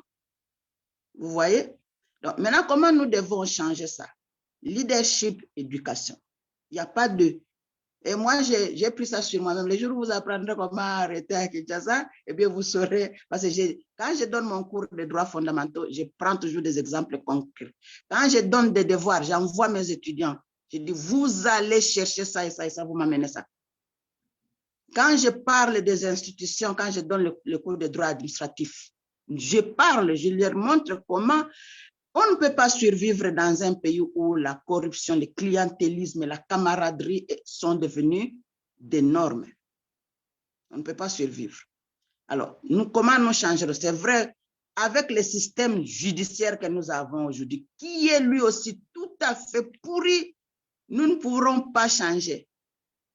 Il y a des gens qui disent qu'on doit reprendre les méthodes des colons, chicoter les gens. Je ne pense pas.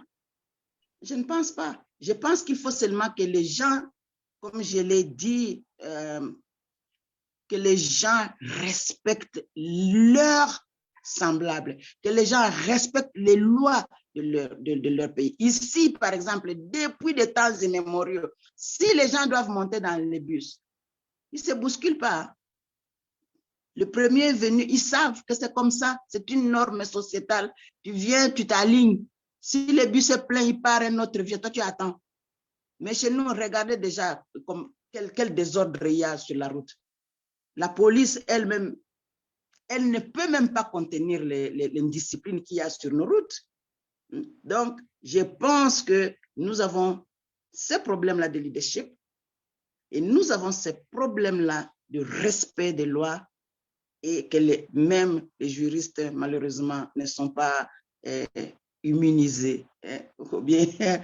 Donc, moi, je crois que c'est un grand travail, mais ça prend de l'éducation. Et le dernier point que je voudrais faire ici, c'est quoi? C'est que nos leaders là, ce qu'on appelle les leaders politiques là, vous les avez déjà vus entre deux élections, aller dans les villages et savoir comment les gens là-bas vivent. Non, ils sont à Kinshasa, tous maintenant achètent des maisons à Kinshasa. Alors, ils vont retourner là-bas pour chercher des votes et puis après ils retournent, ils rentrent à Kinshasa et ils vivent leur belle vie là-bas et ils attendent encore 5 ans pour retourner. Comment vous pensez qu'on peut changer un peuple comme ça, même rien que sur l'idée de voter utile? Ils ne peuvent pas. Alors, il faut que l'on change le système éducationnel peut-être, mais je pense qu'il y a un plus grand problème dans les chefs du leadership et de la cohésion nationale. Il faut qu'on retourne peut-être aux valeurs qu'on nous enseignait quand nous étions à l'école primaire, l'éducation civique, la morale. Hein, on ne peut pas tout jeter. La morale, c'était très bien hein, quand on nous apprenait de ne pas voler quelque chose qui ne t'appartient pas, tu ne prends pas. Donc, je crois qu'il y a tout ça. C'est un long sujet, on peut rester ici, mais formons le leadership. Le leadership, on commence à la maison, on monte dans les écoles primaires et puis voilà. Merci. Dernière question que je vais adresser au professeur Mahindo. Vous avez beaucoup parlé de légitimité et vous êtes aussi politologue. Alors, une question, et la dernière, que vous inspire le processus électoral actuel qui, en théorie, doit déboucher sur une certaine légitimité des acteurs qui vont nous diriger pour les prochaines années? Qu'est-ce que ça vous inspire, ce processus en cours? Professeur Mahindo.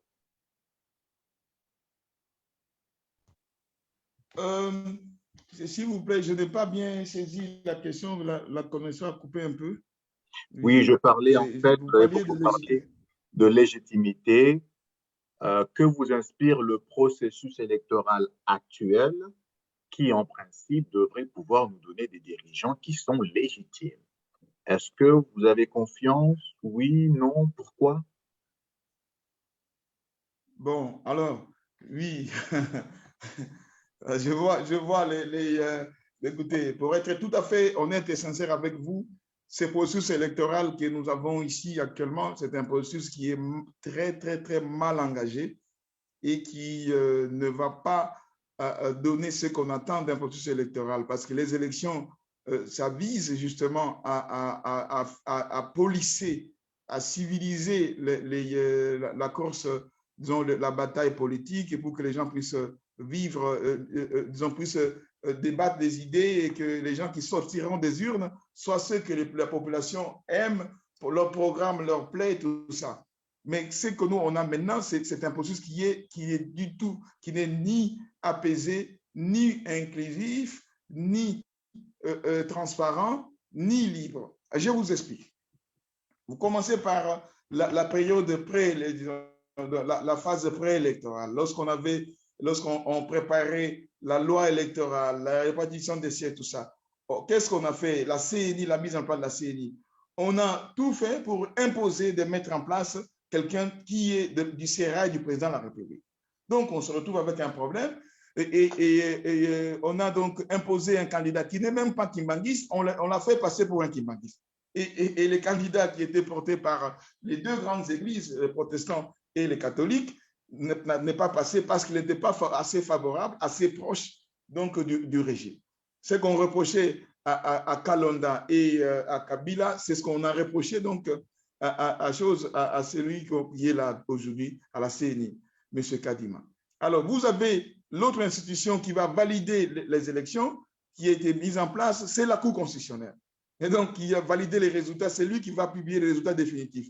Mais cette institution-là aussi, pareil, boutiquée, voyez-vous, qui est donc embrigadée pour servir une cause, servir une personne. Alors, vous avez ensuite d'autres services qui vont donc qui sont impliqués dans les préparatifs des élections. Vous avez notamment la CNI aujourd'hui, je vous ai dit, n'est plus représentative. Hein. Et vous avez aussi les ministères de l'Intérieur. Qui est là-bas? C'est encore un proche du président de la République, si pas même un frère du président de la République. Pareil pour ce qui concerne les finances, où vous avez donc un secteur clé qui va donc financer les secteurs dans le processus électoral. De sorte qu'aujourd'hui, c'est une arnaque. Même les formulaires que l'on doit avoir pour remplir pour sa candidature, le candidat lui-même doit les imprimer. Voyez-vous, c'est une arnaque. En plus, la caution qu'il paie, qui est non remboursable, de 300 000 francs congolais pour les municipales et de 1 million pour les provinciales, 1 million de francs qui vaut à peu près $500 et de $600 pour les députations nationales. C'est de l'argent gratuit puisque vous devez tout vous payer vous-même, même les formulaires. Et donc, c'est une arnaque. Ensuite, on multiplie les obstacles pour les gens qui vont se présenter comme candidats, qui ne sont pas perçus comme candidats favorables au régime en place. On va multiplier les obstacles pour eux.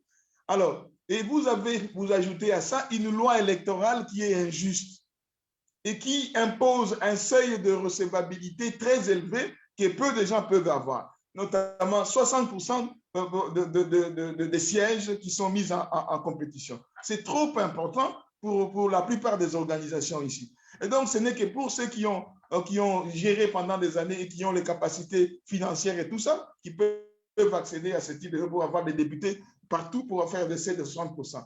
Et vous avez aussi dans la loi électorale, si vous voulez, d'autres subterfuges qui ont été mis en place et qui posent un certain nombre de conditions qui éliminent pas mal de gens dans la loi. Et donc, cette injustice qu'on trouve dans la loi électorale, et vous combinez à ça aussi au climat politique qui est mis en place où on persécute les opposants, la société civile, et vous avez vu même qu'il y a eu un crime d'État. On a assassiné un homme politique et on empêche les gens de circuler. On a empêché notre référent, le docteur Mukwege, au moins 2 fois d'aller faire des conférences. Il voulait venir à Kisangani, on l'a empêché. Il voulait aller à Mbandaka, on l'a empêché. Et donc, voyez-vous, on a des sérieux problèmes pour ces processus électoraux. Donc, ça n'inspire pas confiance. Et avec ça, et pour ça que vous avez vu qu'il y a même une partie de gens qui ont décidé de ne pas participer au processus. Vous avez les FCC et vous avez SID qui ont dit qu'ils ne vont pas passer parce que ce n'est pas inclusif.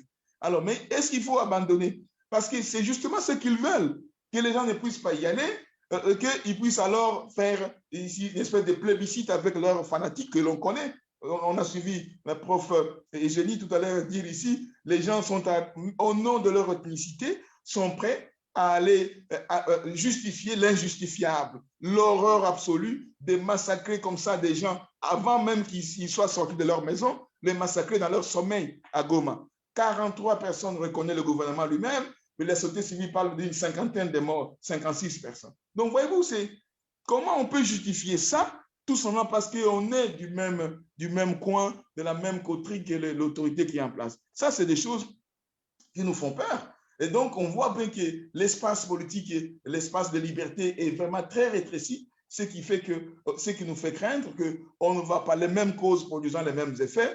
Donc, on va avoir ce qu'on a eu en 2011, en 2018. Et donc, ça sera contesté d'avance, les résultats qui vont venir là-bas. Pour résumer, Vous voyez, quand vous avez le président de la CNI, c'est un proche du chef de l'État.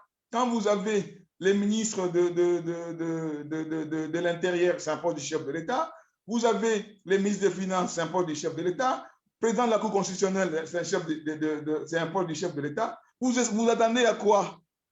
Les chefs de l'ANR, pareil. Vous attendez à quoi? Donc, finalement, il n'y a plus de... Vous n'avez aucun recours possible, à part la révolte. Merci, professeur Maindo, pour votre propos. Donc, cela va clore notre débat d'aujourd'hui. Donc, je rappelle que nous avions eu comme intervenant le professeur Eugénie Kikango, docteur en droit constitutionnel et philosophie du droit, et le professeur Alphonse Maindo, docteur en sciences politiques. Un mot de la fin, si vous souhaitez, 1 minute chacun. Professeur Kikango, un mot de la fin, 1 minute. Je remercie tous ceux qui nous ont suivis. Je voudrais ajouter quelque chose que je n'avais pas dit. On dit que si vous épargnez le fouet à l'enfant, vous en faites un monstre. Je pense qu'il y a aussi un grand problème pour changer le Congolais, un grand problème de sanctions. L'impunité, c'est une maladie chez nous, mais nous savons aussi que c'est entretenu comme ça, les gens deviennent vos lèche-bottes. Nous avons vu la série de procès, mais tous ceux qui avaient été condamnés ont été libérés et ils sont devenus des grands chanteurs du régime. Donc, mais c'est comme j'avais dit, le leadership, c'est très important. Alors, merci beaucoup de nous avoir suivis. C'était un grand sujet. Peut-être que nous pouvons encore y revenir avec un autre point de vue. Mais retenons ceci, le respect et la protection de notre peuple et de nos lois doit devenir quelque chose qui ne peut pas, sur lequel nous ne pouvons pas transiger. Merci. Merci, professeur Kikango. Professeur Maindo, un mot de la fin? Oui, merci beaucoup. Je voudrais aussi exprimer toute ma gratitude à COPAX et à son secrétaire général AI Edgar et à toute l'équipe qui a aidé à mettre en place ces webinaires pour l'organiser et remercier aussi ma collègue pour les débats et les échanges, la qualité de ces échanges très intéressants et très riches. Donc, remercie donc tous les participants et j'espère qu'on va continuer nos réflexions puisque le salut de ces pays, le processus électoral que nous avons maintenant ici, c'est de nous que dépend. Quand nous étions étudiants, on avait un clic, on disait camarade haut, camarade haut. Voilà, donc de qui dépend que l'oppression demeure, on répondait de nous. Et donc, les camarades hauts en question, c'est les camarades opprimés. Voyez-vous, les hauts là, ce n'est pas haut comme je vois parfois c'est un étudiant qui vous dit H-A-U-T. Non, c'est haut, de haut, opprimés. Donc, on apprécie. Donc, camarades, nous qui sommes opprimés, de qui dépend que l'oppression se termine, la fin de l'oppression? C'est de nous-mêmes. C'est le jour où nous-mêmes, Congolais, nous allons prendre conscience. Alors, nous allons dire, voilà, on va imposer des élections qu'il faut. On va s'assurer que les gens que nous avons élus, c'est eux qui vont être proclamés. Et les gens qu'on a proclamés, que nous avons élus, que c'est eux qui vont être investis. Et que les gens que nous avons élus, qui ont été investis, que c'est eux qui vont exercer leur mandat durant le temps qui leur est imparti. Voilà, merci et bon week-end à tous. Hein. Merci beaucoup. Je vous rends la parole pour la séance. Merci à tous ceux qui ont bien voulu nous suivre sur Zoom et surtout sur Facebook. Le rendez-vous est pris dans 2 semaines avec un webinaire un peu plus économique avec des experts maison. Donc, je vous remercie pour votre temps. Bonjour, bonsoir et s'il vous plaît, adhérez à COPAX, rejoignez-nous, notre vaste réseau d'artisans qui travaillons pour imposer la paix par la justice. Merci et au revoir.